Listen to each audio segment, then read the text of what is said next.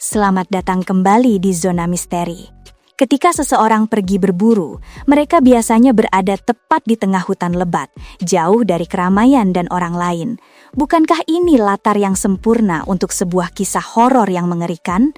3 kisah yang konon berdasarkan kejadian nyata ini akan menunjukkan betapa salahnya segala sesuatu yang bisa terjadi saat kalian sedang asyik berburu. Jadi, pastikan kalian tonton sampai akhir, karena banyak hal tak terduga yang akan membuat bulu kuduk kalian merinding. Kisah pertama ini dikirimkan kepada saya oleh seseorang yang bernama Budi. Ceritanya terjadi di sebuah hutan di pedalaman Jawa Barat, sebuah tempat yang cukup saya kenal. Begini kisahnya. Saya sudah menjadi pemburu yang sangat bersemangat sejak ayah saya mulai mengajak saya setiap hari Sabtu. Saya pikir saya akan meneruskan tradisi yang sama kepada anak laki-laki saya. Saat cerita ini terjadi, anak saya, Putra, berusia 10 tahun. Saya rasa itu adalah usia yang pas untuk mengenalkannya pada dunia perburuan. Saya membekali Putra dan saya sendiri dengan senapan berburu. Tapi, senapannya saya yang bawa, sampai kami menemukan lokasi di mana biasanya saya menemukan buruan. Sebenarnya kami bisa saja menggunakan menara Demintai rusa yang tersembunyi lebih dalam di hutan, tapi saya pikir itu bukanlah pengalaman pertama yang terbaik untuknya. Saya menyerahkan senapan itu kepadanya saat kami sudah siap di posisi. Saya sudah mengajarinya dasar-dasar menggunakan senjata api, jadi bukan berarti saya membawanya ke sana tanpa pengalaman sama sekali. Untuk kali pertama ini, saya memilih untuk tetap diam di satu tempat, karena itu akan lebih mudah baginya, dan saya berencana untuk beralih ke metode berburu yang lebih mahir di sesi-sesi berikutnya. Kami menunggu sangat lama, lebih lama dari biasanya di tempat ini. Saya bisa melihat Putra mulai bosan, dia terus-menerus menguap dan mendesah, dan itu sedikit mengecewakan saya. Saya tidak ingin dia berpikir kalau olahraga ini begitu membosankan. Jadi, saya mengemasi barang-barang kami dan mengatakan kepadanya bahwa kami akan pindah tempat. Dia tampak sedikit lebih bersemangat dan itu membuat saya senang. Begitu kami mulai berjalan, saya mendengar suara langkah kaki. Tanpa suara, saya meletakkan tangan saya di depan Putra dan memberinya isyarat untuk mengangkat senapannya. Dia melakukannya dengan penuh semangat, sampai saya melihat kepala seseorang mengintip dari balik pohon di kejauhan. Saya langsung menekan senapannya ke bawah, sedikit kecewa, tapi juga lega karena Putra tidak jadi menembak. Saya memberinya lambaian tangan singkat sebagai tanda maaf. Dengan itu, dia menghilang kembali ke balik pohon, tak terlihat lagi. Apakah dia pemburu lain? Saya tidak tahu. Tapi dari apa yang saya lihat, bahkan dari kejauhan, ada sesuatu yang sangat janggal di wajahnya. Saat itu, saya tidak bisa menjelaskan apa tepatnya yang aneh. Melihat seseorang di kedalaman hutan seperti ini adalah hal yang langka dan juga aneh. Dan pria itu sama sekali tidak terlihat seperti seorang pemburu. Jadi, sebagai tindakan pencegahan, saya mengarahkan Putra ke arah yang berlawanan. Tetap tidak ada tanda-tanda rusa sama sekali. Seperti yang sudah saya duga, Putra bertanya tentang pria itu. Siapa dia misalnya? Saya hanya mengatakan kepadanya bahwa saya tidak tahu dan saya rasa kami tidak seharusnya mendekat. Saya tidak ingin berbohong padanya. Beberapa menit kemudian, Putra mulai mengeluh lapar. Saya sendiri juga mulai merasa lapar, jadi kami berhenti dan membuka bekal kami. Saya sangat kecewa karena tidak ada hasil apapun sampai saat itu. Saat sedang makan, saya mendengar suara langkah kaki lagi di kejauhan. Putra juga mendengarnya. Dia segera mengambil senapannya dan mengarahkannya ke sumber suara. Jantung saya rasanya mau copot ketika saya bisa melihat pria yang sama dari sebelumnya sedang mengintip kami dari balik pohon yang lain. Saya menurunkan senapan Putra lagi dan saya perhatikan dia tampak sedikit tidak nyaman sekarang, sama seperti saya. Saya menyuruhnya untuk menunggu di sana sementara saya mulai berjalan menghampiri pria itu, mencoba mempersiapkan mental untuk menghadapinya. Kira-kira di tengah jalan, saya berhenti dan berpikir, apa yang sedang aku lakukan? Anakku ada di sana. Saya berbalik dan bergegas kembali ke putra, memberitahunya bahwa sudah waktunya untuk pulang. Jika kalian berada di posisi saya, membawa anak di tengah hutan dan merasa sedang diikuti, kemungkinan besar kalian juga ingin segera pergi dari sana, kan? Kami tidak berlari, kami hanya berjalan biasa kembali ke jalan setapak. Dalam hati, saya terus menunggu suara ranting patah atau daun kering yang terinjak dari belakang kami. Ketika suara itu akhirnya terdengar, saya mendorong putra untuk terus berjalan di depan. Dengan marah, saya berbalik dan berjalan cepat ke arah pria yang sekali lagi mengintip dari balik pohon. Saat saya berada sekitar 10 meter dari pohon itu, dia bergerak mundur ke balik pohon dan menghilang. Lalu saya mendengar bunyi gedebuk, seolah-olah ada sesuatu yang baru saja jatuh ke tanah. Senapan saya sudah terisi peluru di tangan saat saya dengan hati-hati berjalan mendekati pohon itu. Anehnya, saya tidak mengucapkan sepatah kata pun. Saya tidak tahu kenapa. Yang saya lakukan hanyalah merayap perlahan menuju pohon itu.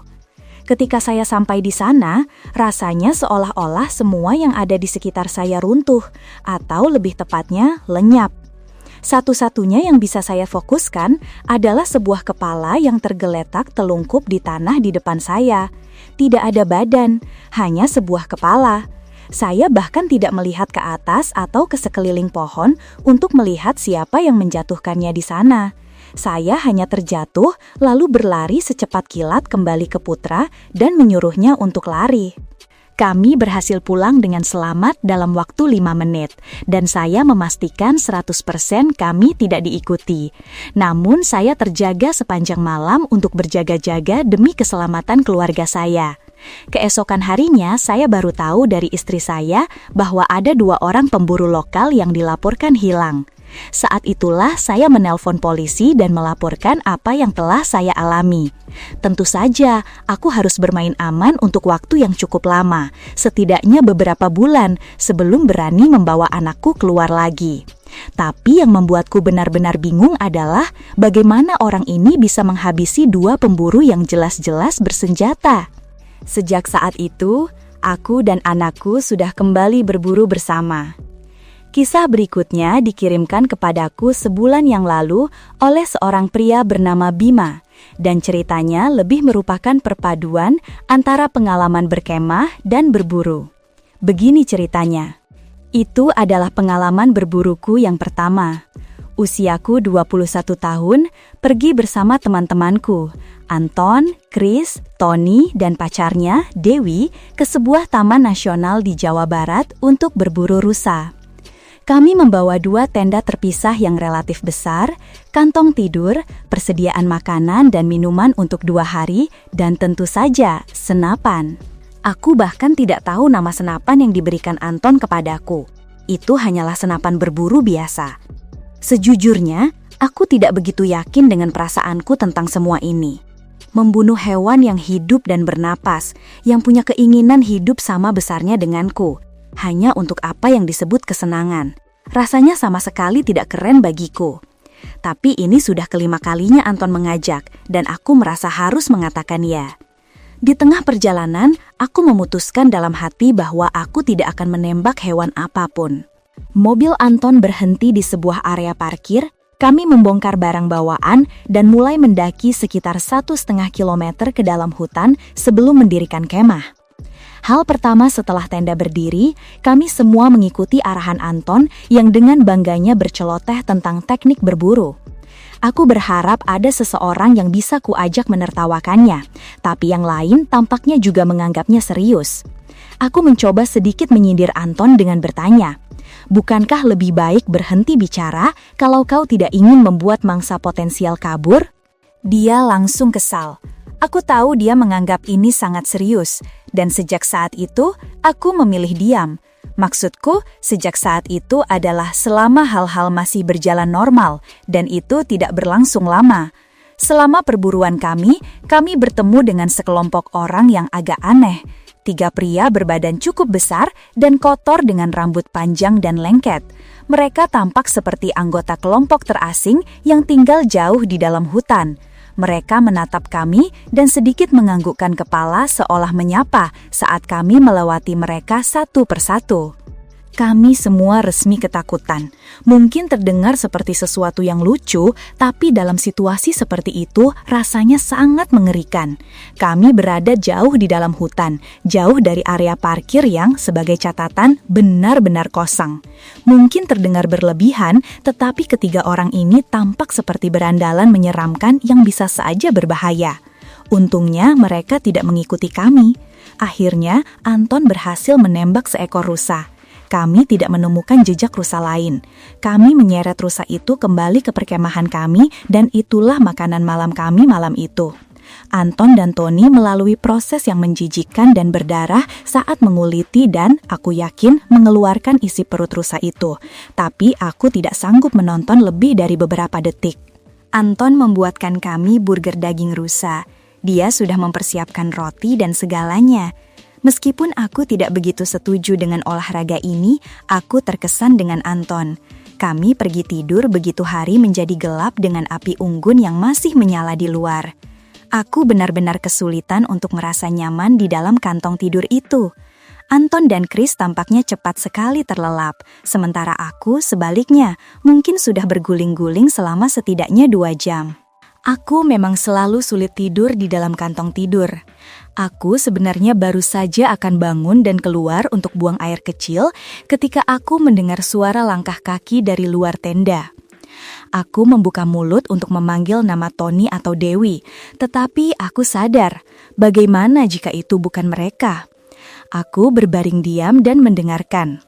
Dalam sekejap yang tak terduga, resleting tenda kami ditarik ke bawah, dan aku langsung menundukkan kepala ke samping dan berpura-pura seolah-olah aku sedang tidur.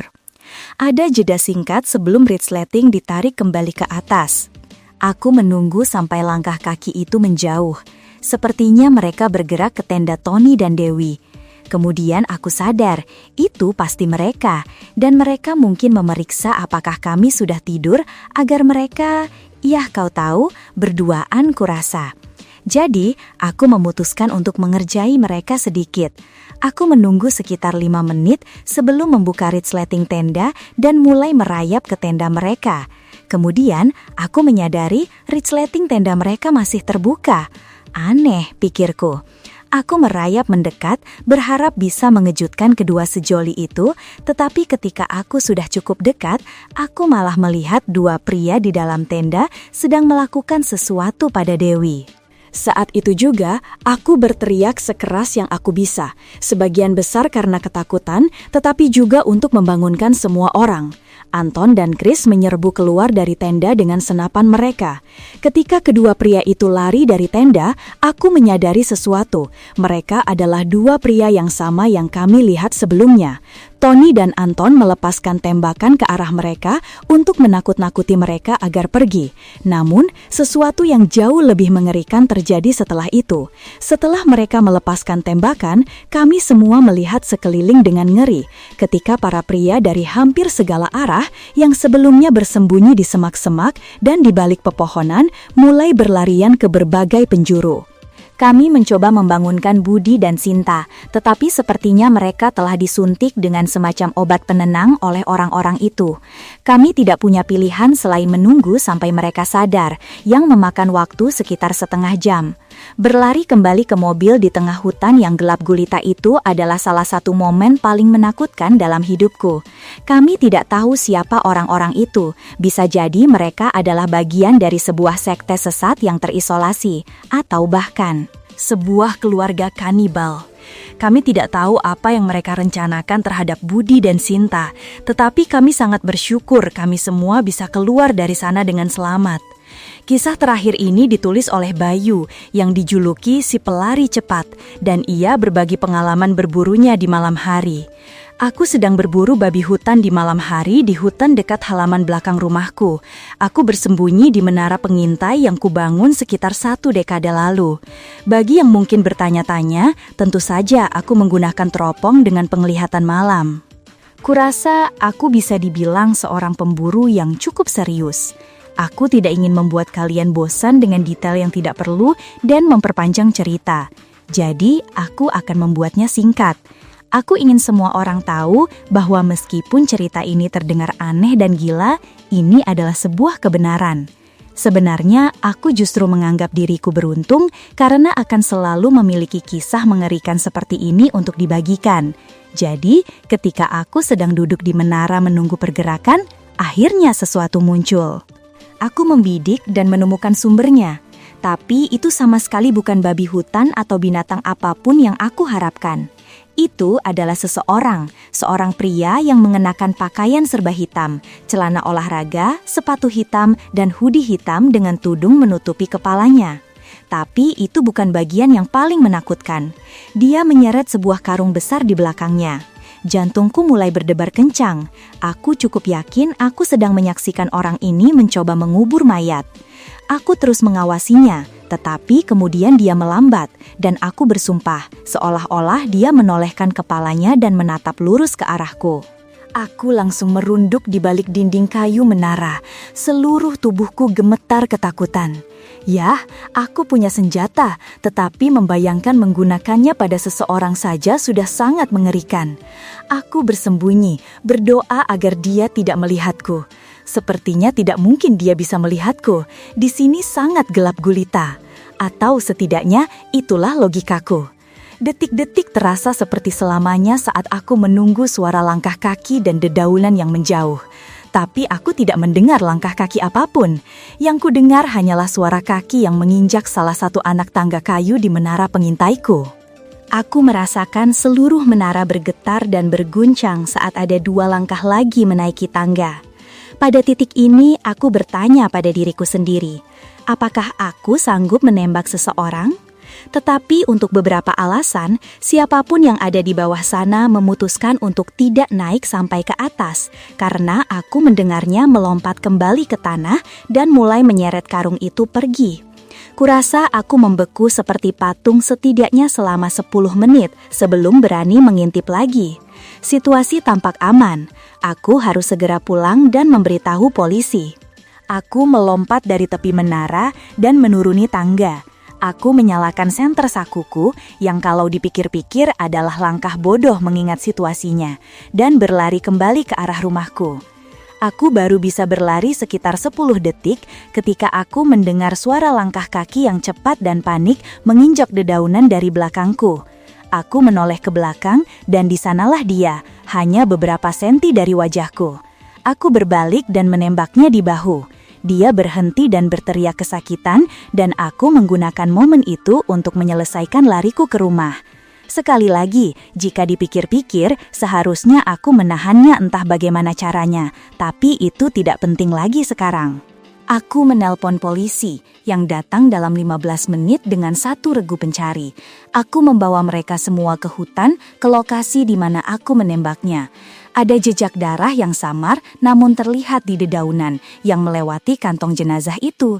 Polisi mengamankan kantong itu dan jejak darah itu akhirnya mengarah langsung ke orang gila itu yang bersembunyi di bawah sebatang kayu tumbang di samping pohon. Dia ditangkap dan diadili atas pembunuhan Tuan Santoso, seorang pemilik toko kelontong. Aku tidak tahu cerita lengkap di baliknya, tetapi aku tahu aku tidak akan pernah melupakan kejadian ini seumur hidupku, dan aku akan terus menceritakannya selama sisa hidupku.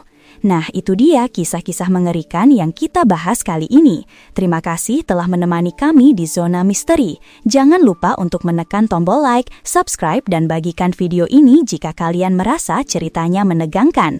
Kami sangat ingin mendengar pendapat kalian. Apa yang akan kalian lakukan jika berada di situasi seperti itu? Tinggalkan pemikiran kalian di kolom komentar di bawah. Sampai jumpa di video berikutnya.